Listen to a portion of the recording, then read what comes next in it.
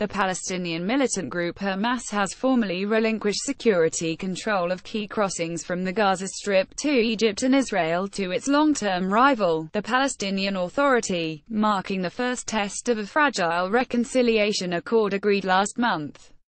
PA employees moved into the Erez and Karim Shalom crossings on the Israeli border and Rafah on the Egyptian border on Wednesday, as Hamas counterparts packed up equipment and departed. "We have handed over the crossings with honesty and responsibility, without bargaining and unconditionally," the Hamas leader, Ismail Haniyeh, said in a video address. The Palestinian Prime Minister, Rami Hamdallah, said in a statement that taking charge of the crossings would help the PA fulfill its duty to improve the living conditions of our people. Under an Egyptian-brokered deal to bring an end to the 10-year rift between the rival Palestinian factions that was agreed on 12 October, the PA is to resume control of the Gaza Strip by 1 December. The two main Palestinian parties, the Fatah faction of Palestinian Authority President Mahmoud Abbas and the Islamist militant group Hamas, have run separate governments in the West Bank and Gaza respectively since 2007. The situation emerged after Hamas defeated Fatah in parliamentary elections in 2006. Fatah refused to recognize the result, leading to a near-civil war that saw Hamas push Fatah out of Gaza. Numerous attempts at reconciliation have ensued, but the latest effort looks the most serious yet. The issue of who controls the borders and runs government ministries is a key test, not least in loosening the Israeli blockade on Gaza, imposed after Hamas took control. Responsibility for land border crossings, in a coastal strip without a commercial seaport or airport, is crucial, as Palestinians and goods can only cross by these checkpoints. Both Egypt and Israel will want to ensure that no arms reach Hamas and other groups. Thank you for your feedback. Nikolay Miladinov, the UN's Special Coordinator for the Middle East peace process, described the transfer of control at the crossings as a landmark development in the reconciliation process, saying it was the positive momentum to be maintained.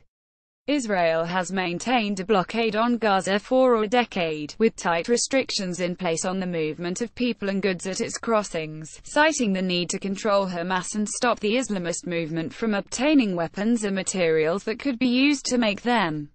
Egypt has largely closed its border as well.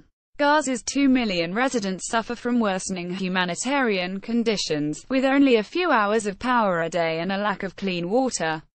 Control of the Rafah crossing at Gaza's southern border has long been a sticking point between the two Palestinian factions, and between Egypt and Palestinians in Gaza, for whom the crossing represents a vital gateway to the outside world. The move marks the most tangible implementation of the 11th of October reconciliation deal that Palestinians hope will ease economic restrictions on Gaza.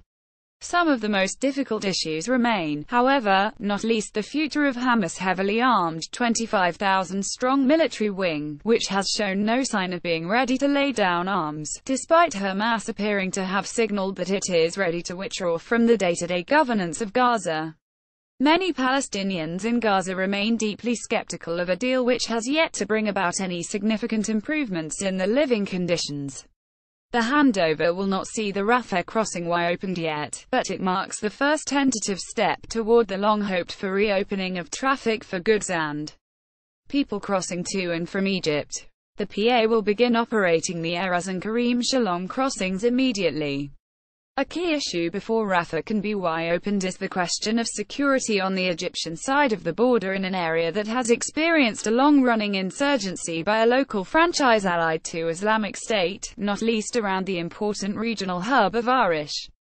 Hamas has ruled Gaza since 2007, when the Islamists asserted control in a near-civil war with Mahmoud Abbas' Fatah, which is based in the occupied West Bank, after Hamas won elections in 2006. Previous pushes for reconciliation have collapsed. 7 Palestinian militants were killed on Monday when Israel blew up a tunnel it said that stretched from Gaza into its territory and was intended to be used to launch attacks. The incident raised fears the timetable could be delayed, but both the PA and Hamas stress they were committed to the agreement. Officials from both accused Israel of trying to disrupt the deal, but Israel's army said it was forced to act after its sovereignty was breached. All the major Palestinian factions are scheduled to meet in Cairo later this month to discuss the formation of a unity government. Israel has said it will reject any unity government that includes Hamas, and in which the Islamist movement does not disarm and recognize the Jewish state's right to exist. The Fatah-dominated Palestine Liberation Organization has recognized Israel, but Hamas has not.